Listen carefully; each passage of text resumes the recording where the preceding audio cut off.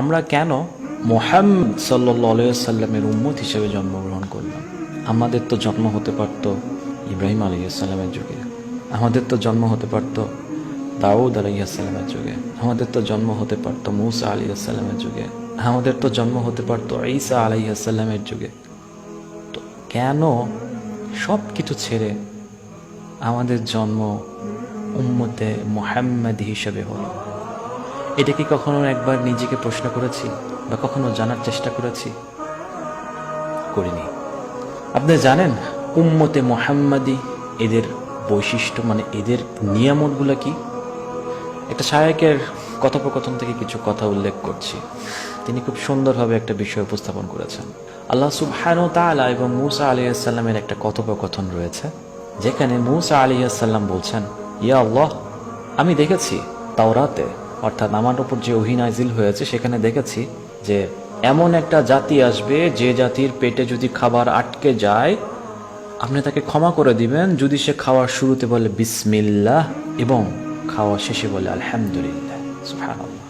মূসা আলাইহিস সালাম আরো বললেন, ইয়া আল্লাহ, আমি দেখেছি আমার উপর যে ওহী নাযিল হয়েছে সেখানে আমি দেখেছি যে এমন এক জাতি আসবে, সেই জাতি যদি গুনাহ করতে যায়, গুনাহ করতে গেল কিন্তু আপনার ভয়ে সে গুনাহটা করলো না, আপনি তাকে এর বিনিময়ে তার আমল নামায় সওয়াব লিখে দেন। সুবহানাল্লাহ। হে আল্লাহ, সেই কওমকে আমার কওম বানায় দেন, অর্থাৎ সেই জাতিকে আমার জাতির অন্তর্ভুক্ত করে দেন। তখন আল্লাহ বললেন, ইয়া মূসা, এটা হচ্ছে উম্মতে মুহাম্মাদির জামানা, এটা হচ্ছে উম্মতে মুহাম্মাদের কওম। সুবহানাল্লাহ। মূসা আলাইহিস সালাম আল্লাহকে আরো বললেন, ইয়া আল্লাহ, এমন একটা জাতি আসবে যে জাতি কিনা কোনো ভালো কাজ করার ইচ্ছা মনে জাগাবে, নিয়ত করবে কোনো ভালো কাজ করার, কিন্তু করবে না, তাতেই আপনি তার সওয়াব লিখে দেন তার আমল নামে, আর যদি সে করে তার সওয়াব আপনি 10 থেকে 700 গুণ করিয়ে দেন। সুবহানাল্লাহ। মূসা আলাইহিস সালাম আল্লাহকে বলছে, ইয়া আল্লাহ, সেই কওমকে, সেই জাতিকে আপনি আমার জাতির অন্তর্ভুক্ত করিয়ে দেন। আল্লাহ সুবহানাহু ওয়া তাআলা কি বলছে জানেন? ইয়া মূসা, এটা হচ্ছে উম্মতে মুহাম্মাদের কওম। সুবহানাল্লাহ। মূসা আলাইহিস সালাম তখন আল্লাহকে বলছে, ইয়া আল্লাহ, আমাকে আপনি মুহাম্মাদের কওমের অন্তর্ভুক্ত করুন। সাল্লাল্লাহু আলাইহি ওয়াসাল্লাম। সুবহানাল্লাহ। কতশো বছর আগে মূসা আলাইহিস সালাম, যার কথা কোরআনে এতবার এসেছে, যাকে আল্লাহ সুবহানাহু ওয়া তাআলা যার কর্মকাণ্ডগুলো, যার কাজগুলো এত পছন্দ করেছেন এবং তার শিক্ষাগুলো আমাদেরকে শিখাই দিয়েছেন কোরআনের মাধ্যমে, যার নাম কোরআনে অনেকবার এসেছে, সেই মূসা আলাইহিস সালাম যিনি কিনা উম্মতে মুহাম্মাদের অন্তর্ভুক্ত হতে চেয়েছিলেন। সুবহানাল্লাহ। তো আল্লাহ সুবহানাহু ওয়া তাআলা উম্মতে মুহাম্মাদিকে এত সম্মানিত করেছেন যেটা আমরা এই মূসা আলাইহিস সালাম এবং আল্লাহর কথোপকথন থেকে বুঝতে পারি। তাহলে আপনি নিজেকে প্রশ্ন করুন একটিবার, আপনি কোনো দোয়াও করেন নাই আল্লাহর কাছে, অথচ আমরা এর কোনো গুরুত্বই বুঝি না।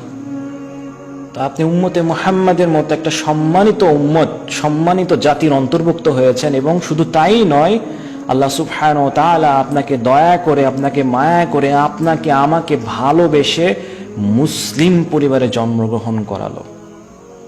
এত কিছু দিয়ে সবকিছু সেট করে আপনাকে মুসলিম পরিবারে আপনাকে জন্মগ্রহণ করালো, তার বিনিময়ে আপনি দিচ্ছেন গান শুনে, তার বিনিময়ে আপনি দিচ্ছেন এই সেকুলার দর্শন, পশ্চিমা বিশ্বের যেসব কৃষ্টি কালচারগুলো আছে, যেসব নগ্ন কালচারগুলো আছে, সেগুলো দিয়ে। এই হচ্ছে আপনার বিনিময় আল্লাহ সুবহানাহু ওয়া তাআলার ভালোবাসার প্রতি, এই হচ্ছে আপনার কৃতজ্ঞতা। তিনি তো এখনো আপনাকে সকাল হলে আপনার জন্য খাবার রেডি রাখেন, দুপুরবেলা আপনার জন্য খাবার রেডি রাখেন, রাতের বেলা আপনার জন্য খাবার রেডি রাখেন, কারণ তিনি হচ্ছেন রব। তো যেই রব কিনা আপনার গুনাহের কারণে আপনাকে শাস্তি দেয় না, আপনার গুনাহের কারণে আপনার সমস্ত কিছু কেড়ে নেয় না, বরঞ্চ আপনাকে দিনের পর দিন, সুযোগের পর সুযোগ দেয়, অপেক্ষা করে, এত ধৈর্যশীল রব, এত ভালোবাসে যিনি আমাদের, আপনার অপেক্ষা করে যে আমার বান্দা কবে আমার দিকে ফিরে আসবে। আর এত সুযোগ সুবিধা পাওয়ার পরেও আপনি কিভাবে এত অকৃতজ্ঞ হন? প্রশ্ন করুন নিজেকে, কবে আসবেন আপনি আল্লাহর দিকে? আপনার তো দিন ফুরিয়ে যাচ্ছে, টিক টিক টিক টিক ঘড়ির কাঁটা নড়ছে আর আপনার দিন ধীরে ধীরে ফুরিয়ে যাচ্ছে।